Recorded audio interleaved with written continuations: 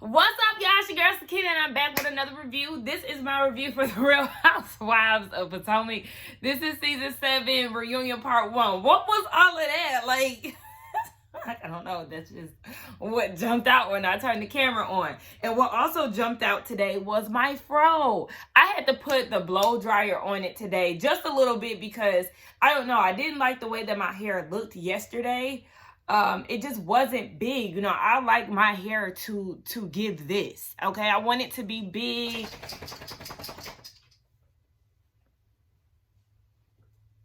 I want it to be big, okay?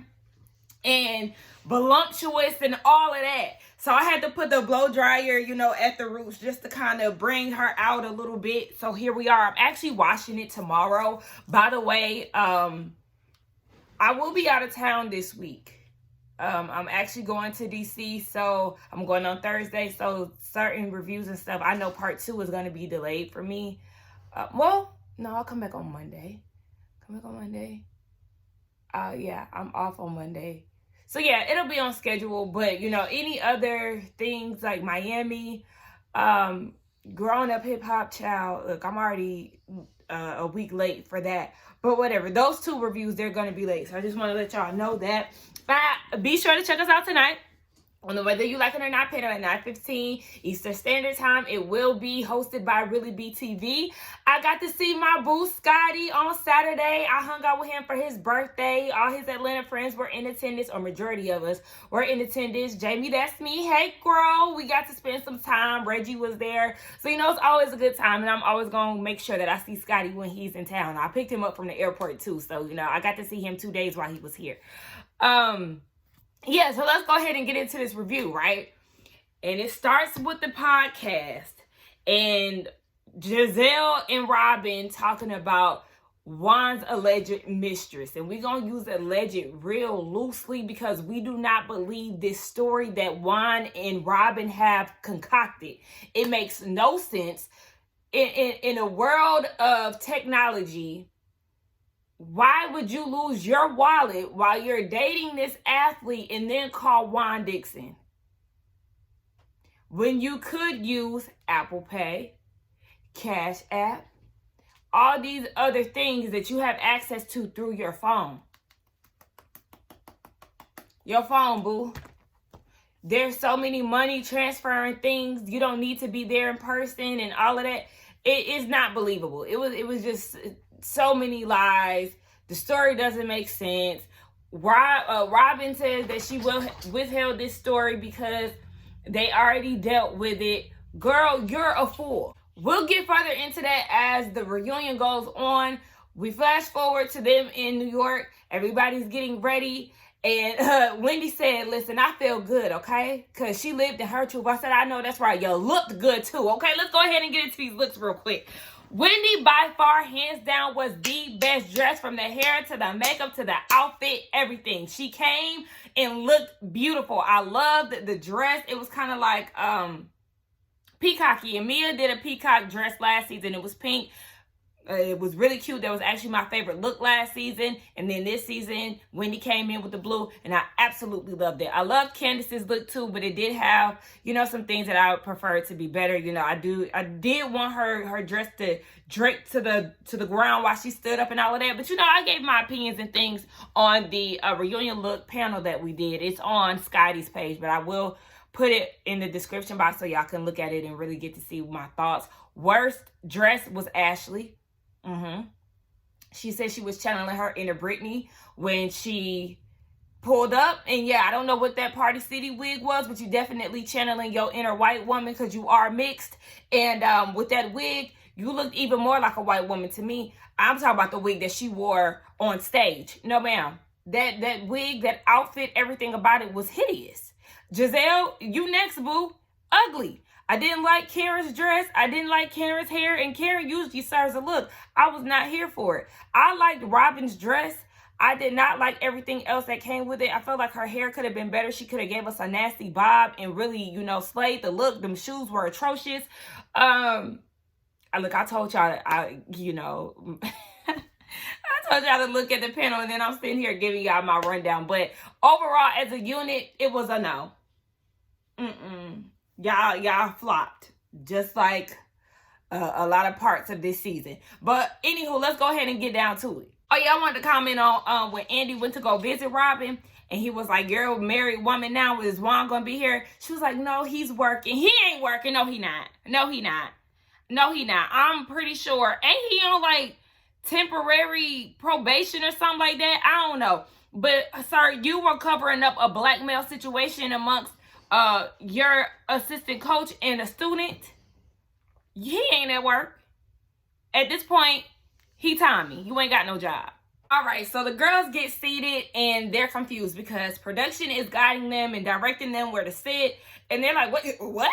Giselle's like, Wendy sitting at the end of the... Yeah, it's just all pure confusion. So Andy welcomes all the ladies. He goes around and, says his piece.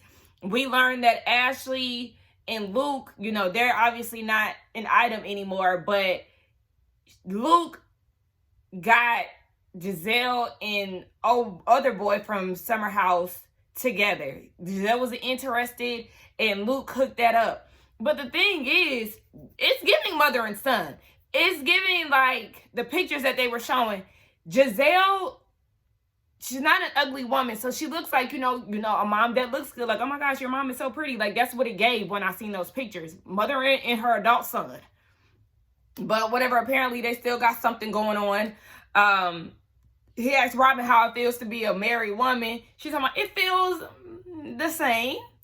But no, it feels good. Girl, how does this feel good? He was just cheating on you. You didn't even get the cheating clause, so he's gonna do it again because he's done it in the past and he's still doing it present day. So like, girl,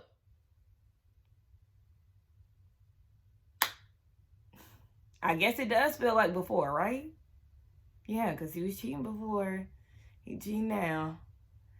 Same old song. Just a different tax bracket because she got a little coin this time. Well, I mean, he had coin too. It's the same old song. Yeah, let's go ahead and move on. Oh, by the way, y'all know it's Pisces season. Yesterday was the official day. I cannot believe I'm about to be 30, y'all. This is insane. In less than a month, I'm going to be 30.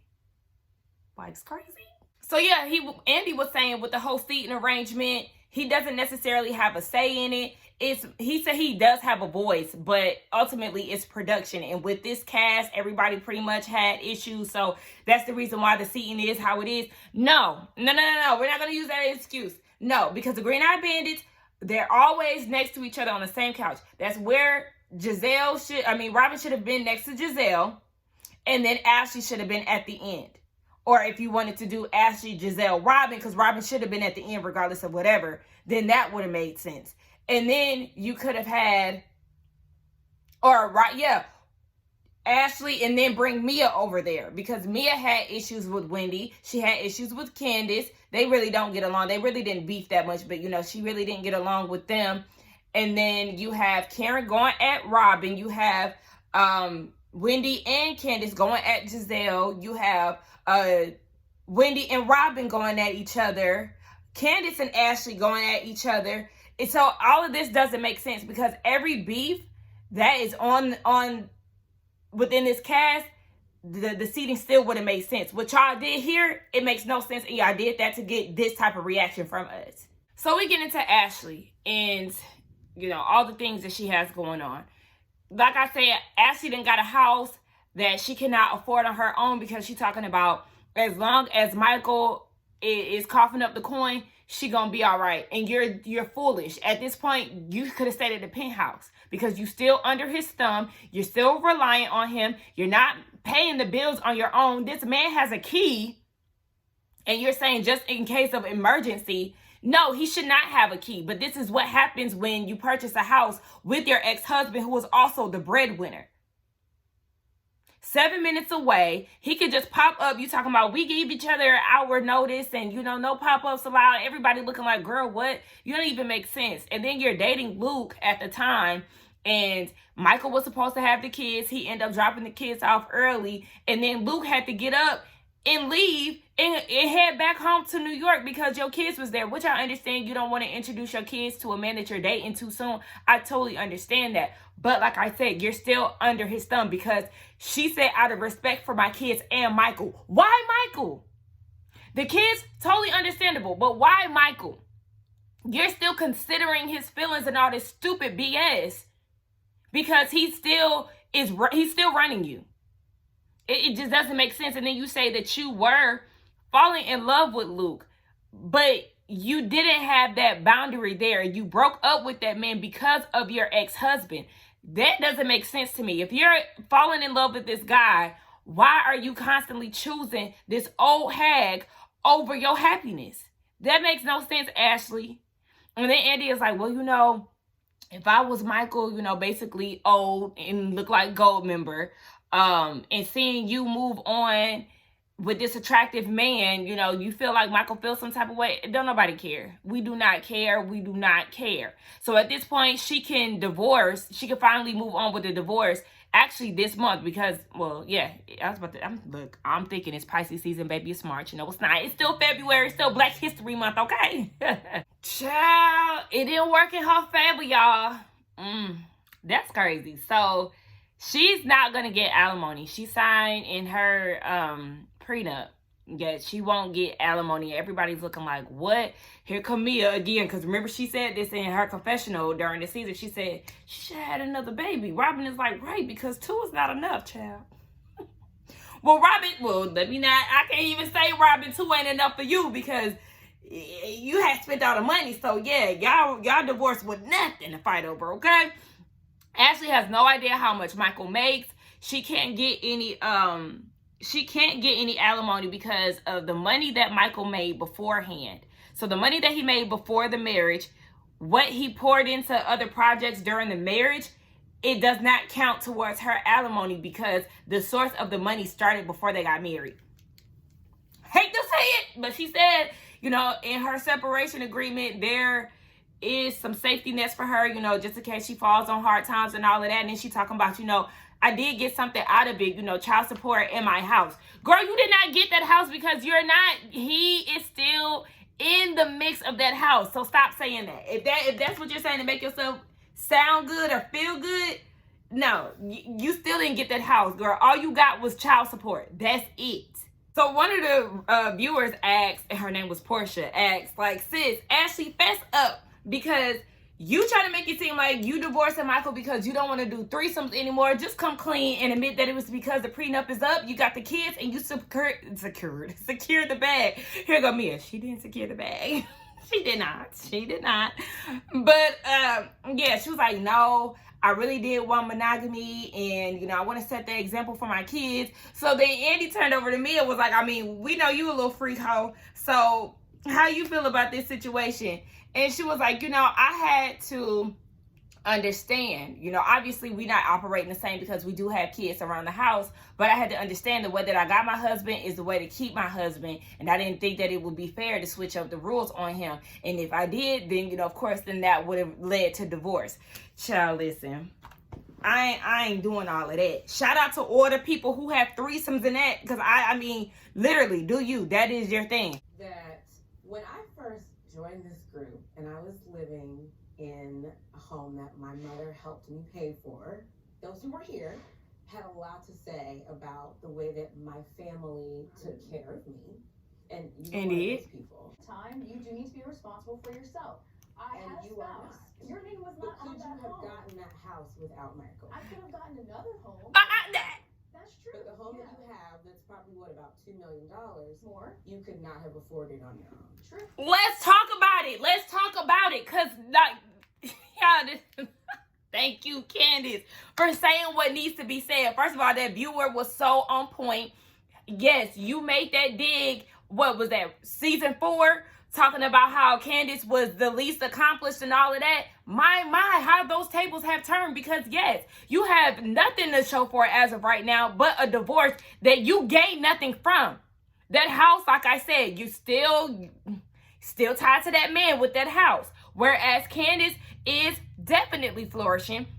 She got her second degree, baby. She graduated this year. She got her music career popping off. She has an album. She did 2 releases on the album. She did a video, a higher budget video. Okay, sis is definitely checking things off of the box. So when you say that, it is very comical because sis is also an actress and she has all these other avenues that she's branching out to and expanding her brand. And I'm not trying to take away from any of Ashley's accomplishments that she made, but at the same time, you can't say stuff like that. And then you end up looking like a fool. And Candace got right back with your ass because that's very true. You cannot afford that house. Talk about I could have got something else, but then you should have. Otherwise, you still gonna be connected to that man. You're a dependent. You're not independent while you sitting there talking about responsibilities as an adult. Well, baby, you ain't doing it. She don't have to suck no peen or nothing like that to keep that house. This is family that she's getting her money from. This old man who was using you for sexual favors and things like that, threesomes and all.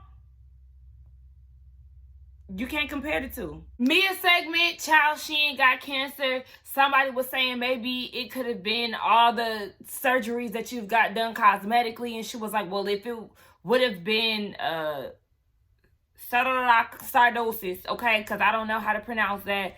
If it were to be that, ooh, Snowfall about to come back on. Snowfall about to come back on. It's the series finale. Stay focused. Yes. If it was that, then yes, she would have had to remove her breast because, or her implants, because it would have been a sign that her body is trying to reject a foreign object and all of this. So whatever, girl, she cancer free. And then they start talking about Wendy and how she was being a hypocrite because she got hot mic'd and said that she knew that Mia was lying. Like I said, Wendy was saying that it was more so about her and Robin's delivery. But yeah, she admitted her wrongdoings, and then Mia wanted to get all riled up and stuff. Like, girl, you are a liar though at the end of the day. Yeah, Wendy got caught up on her hot mic, but we know that you are a liar. Mia thought she really ate Wendy up with that, oh, my opportunistic husband filming me. Girl, no, you fell flat with that, because the reason why Eddie was filming her, I'm sure, is because cameras can't go to certain points in the hospital. That I don't understand where you thought you was going with that, but it fell flat. So just like Wendy said, next question, Andy, because baby, let's not do that. So when you have, on the operating agreement, we have management and we have members, 2 different totally things. So the managing members actually control the rest of the group. We actually vote. So at that point, I am just a vote. It doesn't matter about the percentage. But there are 3 people on the board? Plus you, so it's 4. No, it's a total of 8. And there's 8? There's total of 8. Okay. Yeah. Just about 5 minutes ago, there were 3. This don't make sense, bro. Managing members of any entity, you guys. Okay. Now she get mad at the people because she not making sense. Mia, we're confused. We are confusion. Miss CEO, 1 minute you was a part of the board, next minute you don't even mention yourself because you say there's 3 people, next minute there's 8 people. Girl, just say y'all was never that. You was never the CEO. We already know that you're a liar. So just be like, okay, I lied. Like, I'm not. I lied. And we can take it like that instead of you trying to convince people of things that simply don't make sense. Our investment. And so that's where we're leaning towards. We need to go ahead and just sell out of the company. There's clearly things that we can't get along any longer. So did the brothers argue about how the money was being spent? No, that wasn't it at all. Because it looked very much like a little bit of embezzlement, kind of. Like there was money that you guys were taking from the company, and that was paying for the house, that was paying for the renovation, and then that you were cut off from that bank account. So it looked a little embezzling. Well, how would I go public if we were stealing money? Like, come on now. I will probably... Girl, why would you go public if you were stealing money? Have you seen Just Y'all? It's so many people on here who done did some funny money. Teresa and Joe, Okay, Tom Girardi and possibly his wife. You ain't watched enough Housewives. You ain't do your homework. The people get on TV, even outside of Bravo. People get on TV and scam their way through life and feel so confident about it that they won't get caught and all of that. The Chrisleys, baby, you better do your research, Mia, because Giselle, she ain't right all the time. But she making a whole bunch of sense here because he cut y'all off from the money.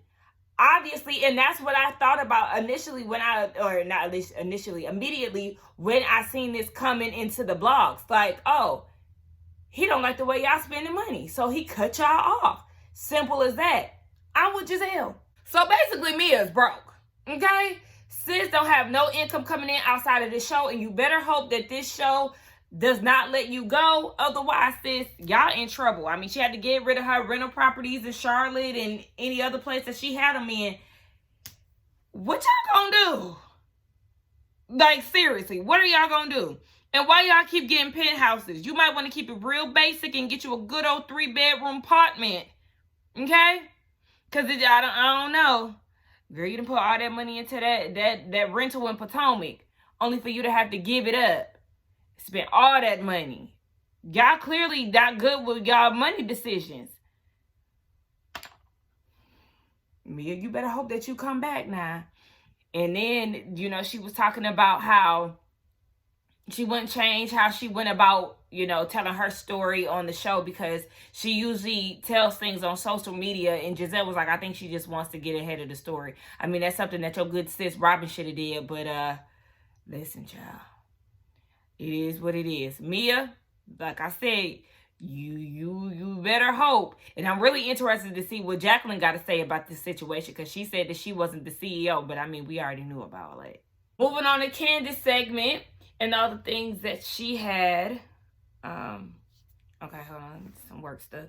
But moving on to Candace and all the things that she had going on this season, we quickly get into Giselle and Chris and how he made her feel uncomfortable and all these things. Okay, so they did an unseen footage situation where Giselle says 15 minutes after the cameras went down, she received a message from Chris saying, if I made you feel uncomfortable, I apologize. And she took that and ran with it, saying that, you know, he was admitting to what he did. And Andy and Candace and myself was like, no, I don't think that's what he was trying to do. And another thing, I know that don't make sense because this is technically y'all's first time seeing me come in here and say something else while I'm editing. But y'all see the other, you know, walking thoughts in a moment. But yeah, I edit my videos backwards. Anyway, another thing that came to my mind was why Chris apologized. Because like I understand why he did it, but at the same time, don't do it because that's what they want you to do. They want you to bow down to, I'm just saying, you know, Giselle, Ashley, you know, they want you to bow down and yes, try to take some type of accountability for something that you didn't even do. So I get why you did it, but at the same time, I really wish that he didn't. You just took that and ran with it like, you know, he's admitting what he's done. And no, Giselle, literally hang this whole thing up when Candace was like, you told the story so many different ways. You're telling Robin 1 minute that he's a sneaky link. And, you know, then she wanted to apologize when she said that, you know, that married men try to come at me all the time. And he was trying to see if I was with it. You said that, but then under the same breath, you said that you don't feel like he was trying to, you know, he didn't say anything uncomfortable. So it's just like you don't remember 1 minute. Then the next minute you say he wasn't doing anything. So it just doesn't make sense. And then you try to issue her an apology for saying, you know, these things. And I was with Candace. Shove it up your, because at the end of the day, it's not genuine at all. You did this. Yes, you did say that you felt uncomfortable. And if you felt uncomfortable, okay. But yes, you definitely use this and you ran it over to Ashley. Y'all plot and schemed and said that this is going to be the storyline. So when the cameras roll, I'm going to drop this information. And then, Chris DM'd Ashley. It's like, oh yeah, let's just go ahead and add this. Y'all are not fooling anybody. Everybody knows that y'all get together and y'all create stories for the next season. This is simply one of those situations because y'all had a history and a pattern of lying on people and creating these storylines to really get the heat off of y'all. This whole situation is dumb. At this point, Chris gonna be out soon enough to defend himself. We do learn that him and Candace, were able to get their egg retrieval in order, so they have 6 embryos. Shout out to them for that. And then they move on back to the whole Giselle and Chris situation, where one of the viewers is saying, Candace, I know you're trying to defend your man, but Giselle never accused him of SA. And Candace was like, no, actually, she did, because Giselle said that he was grabbing up on Sesame Street Ashley's friend, Deborah. And that's not the case. Because, yes, while Ashley trying to cake for Giselle, she does add spice on stories, and that's unacceptable because that never happened. Do y'all not see the issue with that? Yes, y'all are making these accusations as if he's Michael Darby, and it never happened. No camera footage ever captured that. Chris was on his phone the entire time. Deborah was the one who approached him in conversation. So none of that ever happened. He was not trying to hit on that woman, nor did he touch her in any capacity. That's a problem. But I said he made me uncomfortable. Can we agree, though, that it probably is not the best idea for a married man to be in a hotel room with a single woman? I don't think we should miss that message. Robin, we're not doing that because you need to not ignore the message of Juan being on that hotel receipt with that from Canada. Robin, you're not qualified for this. You're not qualified for this. Don't try to, y'all. It's the pact between the green-eyed bandits and Ashley. Like, y'all not fooling us.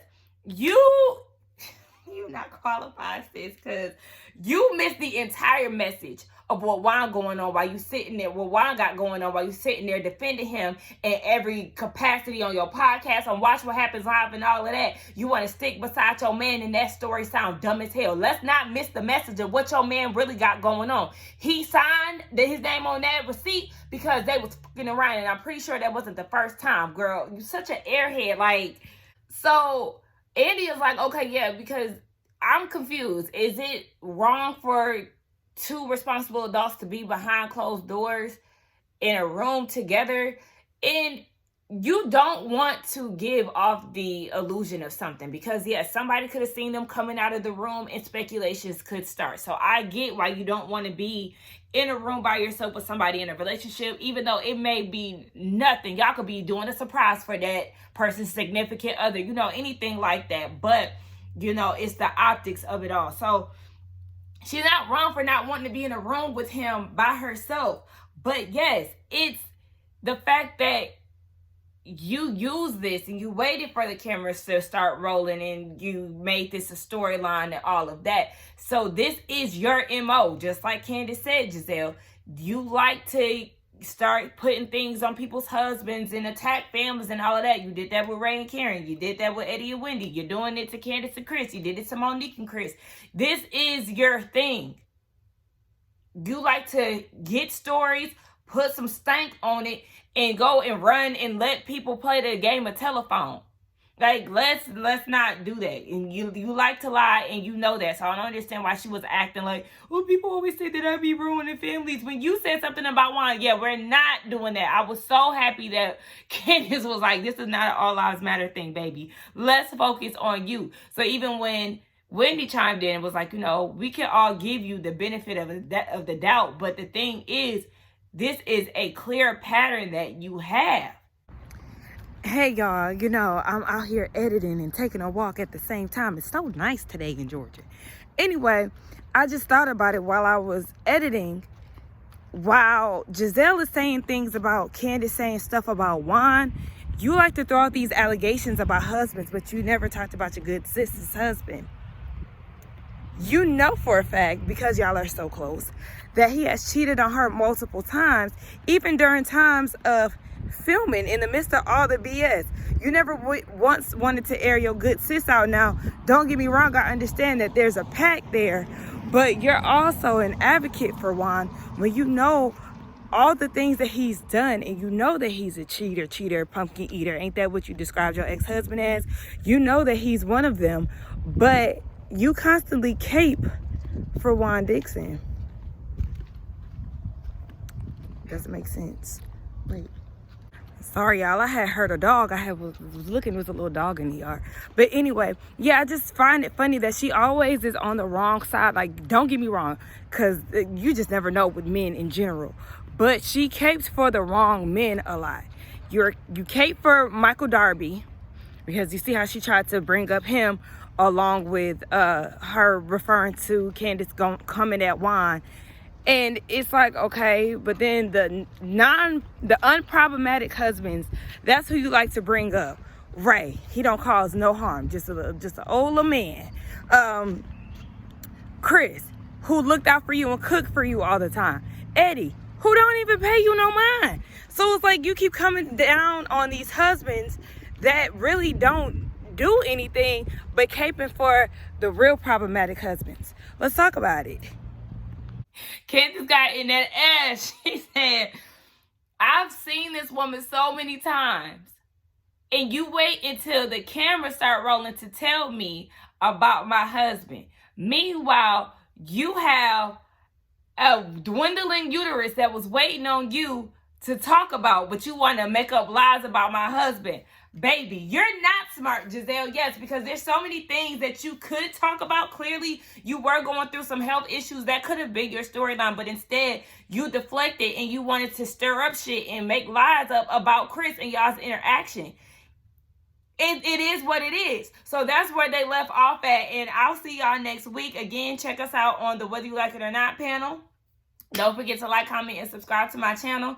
And I hope that Wendy and Candace continue to eat the girls up. Wendy, I mean, she wasn't doing too much on this segment, but you know, I need her to come alive, and I'm really proud of Candace for saying what needed to be said as far as Ashley and Giselle, and I want her to clear anybody else who come in her path.